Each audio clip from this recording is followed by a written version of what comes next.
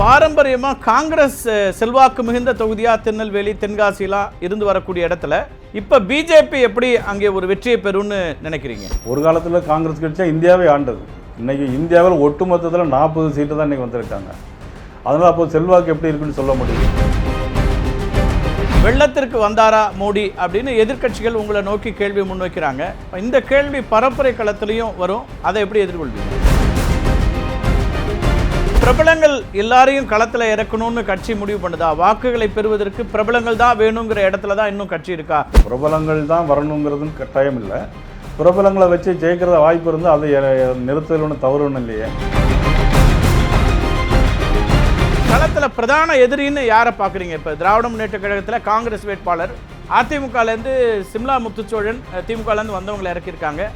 இந்த 2 பேரில் யார் கடும் போட்டி அப்படின்னு நீங்கள் நினைக்கிறீங்க? யாரை உங்களுக்கான போட்டின்னு பார்க்குறீங்க? இப்போ தேர்தலும் போது கடைசி நாள் முதல் நாள் நடைபெறுகின்ற நிகழ்வுகள், தேர்தலுடைய வியூகங்கள், ஒவ்வொரு கட்சியும் எடுக்கக்கூடிய வியூகங்கள், இதனெல்லாம் பொறுத்து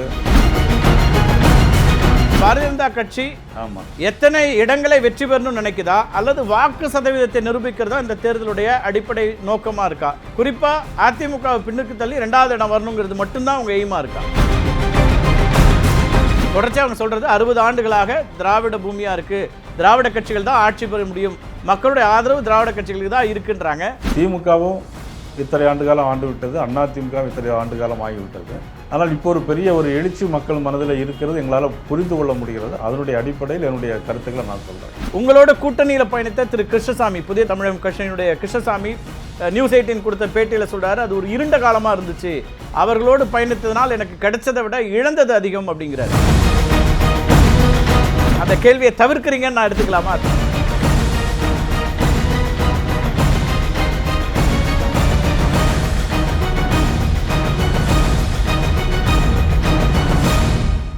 வணக்கம் நண்பர்களே, களம் 18 நிகழ்ச்சிக்கு வரவேற்கிறோம். இன்றைய சிறப்பு விருந்தினர் பாரதிய ஜனதா கட்சியினுடைய திருநெல்வேலி வேட்பாளர், தமிழ்நாடு சட்டமன்றத்தினுடைய பாரதிய ஜனதா கட்சியினுடைய சட்டமன்ற குழு தலைவர் திரு நயினார் நாகேந்திரன். சார் வணக்கம், வாழ்த்துக்கள். திருநெல்வேலியினுடைய பாரதிய ஜனதா கட்சி கூட்டணியினுடைய வேட்பாளராக களமிறங்கி இருக்கீங்க. ஏற்கனவே சட்டமன்ற குழு தலைவர், இப்போது நாடாளுமன்ற களத்தையும் காண வேண்டும் என்று விரும்பினீர்களா, கட்சி விரும்பியதா? இல்லை, நானும் விரும்பினேன், கட்சியும் அனுமதி கொடுத்தது. திருநெல்வேலி அப்படிங்கிறது எவ்வளவு எளிதாக இருக்கும்னு நினைக்கிறீங்க? இதுவரைக்கும் பாரதிய ஜனதா கட்சி திருநெல்வேலியில் வென்றதில்லை. நாடாளுமன்ற தேர்தலில் முதல் வெற்றி அப்படின்னா அது அவ்வளவு எளிதாக வந்துடாது. என்ன வியூகங்கள் வச்சுருக்கீங்க திருநெல்வேலியில் வெற்றிக்கான வியூகங்கள்னு? அதாவது திருநெல்வேலி தொகுதியை பொறுத்த மட்டும் நான் ஒரு 25 வருஷமாக அங்கே ஏற்கனவே அமைச்சராக இருந்த காலத்திலிருந்து இன்று வரையிலும் 6 சட்டமன்ற தொகுதி மட்டுமல்ல, தமிழ்நாடு முழுவதும் ஏகப்பட்ட நன்மைகளை புரட்சித் தலைவி அம்மா இருக்கின்ற காலத்திலிருந்து நிறைய செய்து வந்திருக்கிறேன். பொதுமக்கள் எனக்கு எல்லா இனம், மொழி, ஜாதியெல்லாம் கடந்து என் மீது ஒரு பெரிய அன்பும் பற்றும் பாசம் வைத்திருக்கிறார் என்பது என்னால் பல்வேறு உணர முடியும். நானும் அவர்கள் மீது ஒரு மாறாத பற்றும் கொண்டு உள்ளவனாக இதுவரையில் இருந்து வந்திருக்கிறேன். அது மட்டுமல்ல, நான் சட்டமன்ற உறுப்பினராக இருந்து திருநெல்வேலி தொகுதிக்கு மட்டுமல்ல, மாவட்டம் முழுவதும் நிறைய நன்மைகளை நான் செய்திருக்கிறேன்.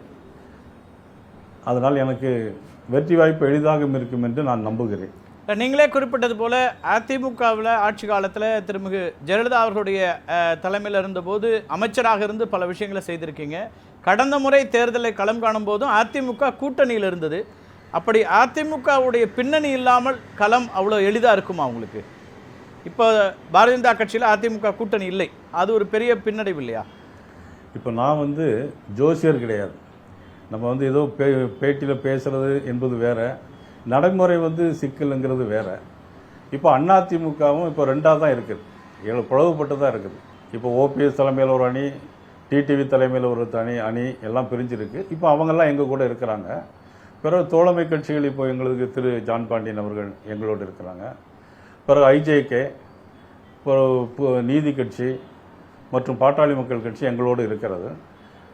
அது மட்டுமல்ல, பாரத பிரதமர் மோடி அவர்கள் வந்த பிறகு இப்போ கடந்த ஒரு மாதத்தில் மட்டும் 5 முறை தமிழ்நாட்டுக்கு பல்வேறு நலத்திட்டங்களை தந்திருக்கிறாங்க. மோடிக்கென்று இப்போ ஒரு தனியாக ஒரு அலை உருவாகி இருக்கிறது. நிச்சயமாக இதெல்லாம் எனக்கு வெற்றி வாய்ப்புக்கு பயன்படும் என்று நான் நம்புகிறேன். பிரதமர் மோடிக்கான தமிழ்நாடு வருகை அப்படிங்கிறது நீங்கள் சொன்ன மாதிரி அதிகமாக வருகிறார். தமிழ் மொழி பற்றி உலக அரங்கிலும் பேசுகிறார், திருக்குறளை பற்றி பேசுகிறார், இதெல்லாம் இருக்குது. ஆனால் இதனால் மட்டுமே இங்கே வெற்றி பெற்று விட முடியுமா? வெள்ளத்திற்கு வந்தாரா மோடி அப்படின்னு எதிர்க்கட்சிகள் உங்களை நோக்கி கேள்வி முன்வைக்கிறாங்க. இந்த கேள்வி பரப்புரை களத்திலையும் வரும். அதை எப்படி எதிர்கொள்வீங்க? இல்லை, வெள்ளத்தில் நாங்கள் இப்போ திருநெல்வேலியை பொறுத்த மட்டிலும் வெள்ளத்தில் பாரதிய ஜனதா கட்சி மட்டும்தான் கிட்டத்தட்ட நாங்கள் ஒரு 60,000 வீடுகளுக்கு மட்டும் நல்ல திட்டங்கள் வழங்கியிருக்கிறோம். களத்தில் நேரடியாகவே தண்ணிக்குள்ளே இறங்கி பாரதிய ஜனதா கட்சி தொண்டர்கள், சட்டமன்ற உறுப்பினர் என்ற முறையில் நானும் நிறைய உதவிகளை நாங்கள் செஞ்சுருக்கிறோம். அதனால் வெள்ளத்தினால் ஒரு பெரிய எங்களுக்கு எதிர்ப்பு திமுகவுக்கு தான் இருக்குது. திமுகவில் யாருமே வரல. இப்போ முதலமைச்சர் வந்தார்னா ஒரு 2 நிமிஷம் தான் வந்தார். ஒரே இடத்துக்கு 2 நிமிஷம் பார்த்துட்டு போனார். அப்போ முதலமைச்சர் வரலையே, அந்த குற்றச்சாட்டு இருக்குது. இப்போ அமைச்சர்கள் அங்கே களத்தில் இருந்தாங்க அப்படின்னு அவங்க சொல்கிறாங்க. அதை கடந்து இப்போது என்ன உங்களுடைய தனிப்பட்ட செல்வாக்கு ஒன்று நிரூபிக்கப்பட்ட ஒன்று நெல்லையில், அதில் மாற்று கருத்தே இல்லை. திருநெல்வேலி பகுதியில் நயினா நாகேந்திரன் அப்படின்னா அவருக்கு ஒரு தனிப்பட்ட செல்வாக்கு இருக்குது.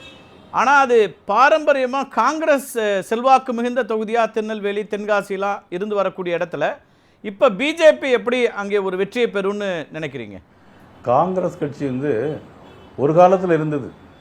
இன்றைக்கி அதிலே பார்த்தீங்கன்னா இன்றைக்கி ஒரு காலத்தில் காங்கிரஸ் கட்சியாக இந்தியாவே ஆண்டது. இன்றைக்கி இந்தியாவில் ஒட்டுமொத்தத்தில் 40 சீட்டு தான் இன்றைக்கி வந்திருக்காங்க. அதனால் அப்போது செல்வாக்கு எப்படி இருக்குன்னு சொல்ல முடியும்? ஒரு காலத்தில் இருந்துன்னு சொல்ல முடியும். இப்போ பாரதிய ஜனதா கட்சிக்கு தான் செல்வாக்கு இருக்கிறது. செல்வாக்கு அதிகமாக இருக்கக்கூடியது அப்படின்னா இன்றைக்கி பிஜேபியில் வேட்பாளர்கள் பலரையும் பார்க்குறோம். நீங்கள் சட்டமன்ற குழு தலைவர், ஆனாலும் நாடாளுமன்றத்திற்கும் வர்றீங்க. திருமதி தமிழிசை தன்னுடைய 2 மாநிலங்களுக்கான ஆளுநர் பொறுப்பை ராஜினாமா பண்ணிட்டு போட்டியிடுகிறார். ராஜ்யசபாவுக்கு போயிட்ட திரு எல் முருகன் போட்டியிடுகிறார். அப்படி பிரபலங்கள் எல்லாரையும் களத்தில் இறக்கணும்னு கட்சி முடிவு பண்ணுதா? வாக்குகளை பெறுவதற்கு பிரபலங்கள் தான் வேணுங்கிற இடத்துல தான் இன்னும் கட்சி இருக்கா? அதிமுக சொல்கிறாங்க நாங்கள் எளியவர்களை, அடிமட்ட தொண்டர்களையே நாங்கள் எம்பிக்கள் ஆக்கிடுவோம் அப்படிங்கிறாங்க. அதாவது எங்களை பொறுத்த மட்டும் இப்போ நான் விருப்பப்பட்டேன். அதே மாதிரி தமிழிசை சவுந்தரராஜன் அவர்கள் அதான் மக்கள் பணி ஆற்றணுங்கிற விரும்புகிறாங்க. அதே மாதிரி திரு எல்முருகன் அவர்களும் மக்களை சந்தித்து வெற்றி பெறணும்னு விரும்புகிறாங்க. அதை எங்கள் கட்சி தலைமையில் இது பண்ணி தவிர பிரபலங்கள் தான் பாரதிய ஜனதா கட்சியை தூக்கி பிடிக்க வேண்டுங்கிற ஒரு நிலை இல்லை. இல்லை, இப்போ பக்கத்தில் விருதுநகருக்கு ராதிகா அவர்கள் தான் வேட்பாளராக களமிறக்கப்பட்டிருக்கிறாங்க. ஏற்கனவே திரு பொன் ராதாகிருஷ்ணன் அவர் கன்னியாகுமரியில் இருக்கக்கூடியவர். எனவே அவர் முன்னாள் இணையமைச்சர், அவர் போட்டி. எல்லா பக்கத்துலேயுமே ஒரு நீங்கள் கூட்டணி தலைவர்களும் இப்போ ஏசி சண்முகம் உள்ளிட்டவர்கள்லாம் அப்படி வரும்போது திருமிகு சௌமியாவும் களத்தில் இப்போ புதிதாக வேட்பாளர்னு தருமபுரியில் மாற்றிருக்கிறாங்க. அப்போ பிரபலங்களை இறக்குவதுன்னு ஒரு வியூகமாக இருக்கா? அது உங்களுடைய உரிமையும் கூட. ஆனால் பிரபலமான முகங்களை இறக்குனா வாக்குகளை இன்னும் அதிகமாக பெறலாம், அல்லது செய்தியில் அதிகமாக இருக்கலாம், களத்தில் முன்னாடி வரலாம் அப்படிங்கிற ஒரு வியூகமாக இருக்கா? இல்லை, இது ஒன்றும் பெரிய ஏன்னா பிரபலங்கள் தான் வரணுங்கிறதுன்னு கட்டாயம் இல்லை. பிரபலங்களை வச்சு ஜெயிக்கிறத வாய்ப்பு இருந்தால் அதை நிறுத்தல் ஒன்றும் தவறு ஒன்றும் இல்லையே. மற்றபடி இங்கே இப்போ இருக்கக்கூடிய 3 அணிகளாக இருக்குது. நாம் தமிழர் சேர்த்தா 4 பேர் களம்.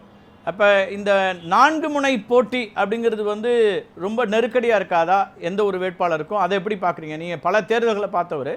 இந்த பலமுனை போட்டி அப்படிங்கிறது எல்லோருக்குமே நெருக்கடியா, அல்லது அது இப்போ எதிர்க்கட்சி, இப்போ நீங்கள்லாம் திமுகவுக்கான ஆட்சிக்கு எதிரான மனநிலை இருக்கின்றீங்க அப்படின்னா திமுக எதிர்ப்பு வாக்குகள் செதறும் போது அது திமுக கூட்டணிக்கு கூடுதல் பலமாயிடுதா? அதாவது நிச்சயமாக திமுகவுடைய வாக்குகள் எதிர் அணியான வாக்குகள் நிச்சயமாக எங்களுக்கு தான் வரதுக்கூடியான வாய்ப்பு இருக்குது. ஏன்னா இன்றைக்கி திமுக பார்த்தீங்கன்னா வீட்டு வரி உயர்வு உங்களுக்கே தெரியும். நீங்களே முந்தி 100 ரூபா கட்டியிருந்தீங்கன்னா இப்போ 200 ரூபா கட்டுவீங்க. இப்போ மின்சார வரியை பார்த்தீங்கன்னா, மின்சார கட்டணத்தை பார்த்தீங்கன்னா, நீங்கள் முன்னாடி 100 ரூபா கட்டினீங்கன்னா இப்போ 400 ரூபா 500 ரூபா கட்டுறீங்க. இதெல்லாம் மக்கள் மனசில் இருக்குது. அது மட்டும் தேர்தல் வாக்குறுதி, அவங்க சொன்ன வாக்குறுதி எதுவுமே முழுசாக நிறைவேற்றலை. ஓகே, 3 ஆண்டுகளில் திமுகவுக்கு 2.5 ஆண்டுகளில் எதிர்ப்பு வாக்குகள் இருக்குது, ஆன்டி இன்கம்பன்சி இருக்குன்னா மத்தியில் 10 ஆண்டுகள் இருக்கும்போது அதற்கான எதிர்ப்பு வாக்குகள் தானே இருக்கும். அது எப்படி உங்களுக்கு சாதகமாக வரும்ன்றீங்க? இப்போ அது அப்படின்னா 2.5 ஆண்டுகால எதிர்ப்பு அதை விட கூடுதல் ஆகிடுதுல்ல? இந்த 2.5 ஆண்டுலையும் அவங்க சொன்னதை ஒன்று கூட முழுசாக செய்யலை. இப்போ குடும்ப தலைவிகளுக்கு 1000 ரூபா கொடுக்கணுன்னாங்க. எத்தனை குடும்ப தலைவிகள் கொடுத்துருக்காங்க? 1,20,00,000 பேர். இப்போ அவங்க செய்தது வேறு. இல்லை இருக்கிற எல்லா பெண்களுக்கும் நாம் 3 கோடி பெண்களுக்கு கொடுத்துருக்கணும்ல. அப்போ இந்த 2 கோடி மக்களை ஏன் ஏமாத்துறாங்க? மத்தியில் இருக்கக்கூடிய ஆட்சிக்கும் அதே கேள்வி வைக்கிறாங்கல்ல. இன்னைக்கு முதலமைச்சர் அந்த கேள்வி வைக்கிறார் பொதுக்கூட்டத்தில். 10 ஆண்டுகளில் பாரதிய ஜனதா கட்சி என்ன செய்தது அப்படின்னு கேட்குறாரு. 10 ஆண்டுகளில் இன்னைக்கு 80 கோடி மக்களுக்கு ரேஷன் அரிசி ஒவ்வொரு குடும்பத்துக்கும் 20 கிலோ அரிசி 80 கோடி மக்களுக்கு கொடுக்குறாங்க. எல்லாருக்கும் ஆயுஷ்மான் பாரத் திட்டம் 5 லட்சம் ரூபாய்க்கு இன்சூரன்ஸ் திட்டம் கொடுக்குறாங்க. தமிழ்நாட்டுக்கு ரேஷன் அரிசி குறைந்த விலையில் கொடுக்குறாங்க. இன்னைக்கு தமிழ்நாட்டில் மட்டும் 80,000 வீடுகள் கட்டி கொடுத்துருக்காங்க. எல்லாம் மத்திய அரசுடைய பணம். இன்னைக்கு கிலோமீட்டர் பார்த்தீங்கன்னா 4 வழி சாலை 8 வழி சாலைக்கெல்லாம் 80,000 கிலோமீட்டர் சாலைகள் போடப்பட்டிருக்கிறது. இன்னைக்கு தமிழ்நாட்டில் மட்டும் 9 வந்தே பாரத் ரயில் வந்திருக்கிறது. இன்னைக்கு எங்கள் திருநெல்வேலி ரயில்வே நிலையம் உட்பட கிட்டத்தட்ட 40,000 கோடி ரூபாய்க்கு மேலே ரயில்வே திட்டங்களுக்கு பயன்படுத்தியிருக்கிறாங்க. ஒரு நாடு முன்னேற வேண்டும்னு சொன்னால் உள்கட்டமைப்பு வசதியை ரெடி பண்ணணும். அதாவது இன்ஃப்ராஸ்ட்ரக்சர். விமான நிலையங்கள் 140 விமான நிலையங்களை இன்னைக்கு புதுப்பிச்சு கொண்டு வந்திருக்கிறாங்க, உருவாக்கியிருக்காங்க. ஆனால் காங்கிரஸ் ஆட்சி காலத்தில் வெறும் 70 விமான நிலையம் இருந்துச்சு. இன்னைக்கு 140 புதிதாக விமான நிலையம் கொண்டு வந்திருக்கிறாங்க. இப்படி சொல்லிக்கிட்டே போகலாம். நிறைய திட்டங்களை தந்திருக்காங்க. இன்னைக்கு தமிழ்நாட்டிலே பாரதிய ஜனதா கட்சி இவ்வளவு தூரம் வளர்ச்சி பெற்றிருக்குன்னா அதுக்கு பாரதிய ஜனதா கட்சியினுடைய ஆட்சி, நரேந்திர மோடியுடைய ஆட்சி தான் முக்கியம். உங்களுடைய ஆட்சியில் என்ன நடந்தது அப்படிங்கிற பட்டியலை 9 ஆண்டுகள் நிறைவு செய்த போது ஆட்சி வெளியிட்டது. நீங்களும் சில பட்டியல் கொடுக்குறீங்க. நீங்கள் கேட்ட மாதிரியே தான் தேர்தல் வாக்குறுதியாக பாரதிய ஜனதா கட்சி ஆண்டுக்கு 2 கோடி வேலை வாய்ப்புன்னு சொன்னாங்களே, என்ன ஆனதுன்னு கேட்குறாங்க. அல்லது பெட்ரோல் டீசல் விலையை குறைப்போன்னு சொன்னாங்க, குறைத்தார்களா அப்படிங்கிற கேள்வி அவங்களும் வைக்கிறாங்க. இப்போ எதிர் தரப்பில் நாங்கள் 75 ரூபா 60 ரூபாயா மாற்றுவோம் ஆட்சிக்கு வந்தா அப்படிங்கிற ஒரு இடத்துக்கெல்லாம் வர்றாங்க. இப்போ அந்த கேள்விகளை வைக்கிறார். நீங்கள் எப்படி வாக்குறுதிகளை திமுக நிறைவேற்றியதான்னு கேட்குற மாதிரி வாக்குறுதிகளை பிஜேபி நிறைவேற்றியதா அப்படின்னு கேட்குறாங்க. பிஜேபி சட்டமன்ற தேர்தல் முடிந்த உடனே அதாவது 10 ரூபா குறைச்சாங்க, பிறகு டீசலுக்கு 5 ரூபா குறைச்சாங்க. ஆனால் திமுக அது பிறகு குறைக்கவே இல்லை. அதே மாதிரி பார்த்தீங்கன்னா இப்போ இவங்க இன்னைக்கு ஆளுங்கட்சியாக வரணும். இவங்க ஒரு மாநில கட்சி. இன்னைக்கு காங்கிரஸ் கட்சி மொத்தத்திலே அகில இந்திய அளவில் 40 சீட்டு தான் இருக்கு. இந்திய கூட்டணிங்கிற கூட்டணி வச்சிருக்காங்க. இவங்க எத்தனை இடத்துல இன்னைக்கு எத்தனை ஆளுங்கட்சியாக வர்றதுக்கான வாய்ப்பு கொஞ்சம் கூட கிடையாது. ஆனால் இந்த சூழ்நிலையில் இந்த மாதிரி தேர்தல் அறிக்கையை கொடுக்கறது இது ஒரு காணல் நீர். உங்களுக்கு ஒரு பெரிய கனவு இருக்கு அப்படிங்கிறார் முதலமைச்சர். பிரதமருடைய இங்கே தமிழ்நாட்டில் ஏற்பு வந்துடுதுங்கிறதுலாம் ஒரு கனவாக இருக்கலாம் அப்படிங்கிறாரு. அதை கடந்து இப்போ நீங்கள் ஒரு உங்களோட கூட்டணியில் பயணித்த திரு கிருஷ்ணசாமி, புதிய தமிழகம் கட்சியினுடைய கிருஷ்ணசாமி நியூஸ் 18 கொடுத்த பேட்டியில் சொல்கிறாரு, அது ஒரு இருண்ட காலமாக இருந்துச்சு, அவர்களோடு பயணித்ததுனால் எனக்கு கிடைச்சதை விட இழந்தது அதிகம் அப்படிங்கிறாரு. இப்போ பாஜகவோடு இங்கே தமிழ்நாட்டில் இன்னும் ஏற்பே வரலைங்கிறார். பாரதிய ஜனதா கட்சிக்கு மக்கள் ஏற்பு இல்லை. 2019 நான் தோல்வியோட காரணமே பிஜேபியோட சேர்ந்தது தான், அதை இப்போ நான் உணர்றேங்கிறாரு. ஆனால் நீங்கள் பிஜேபிக்கு ஏற்பு வந்துருச்சுன்றீங்க, இது எப்படி ஏற்க முடியும்? இங்கே கூட இருந்தவர்களே அப்படி சொல்கிறாங்களே.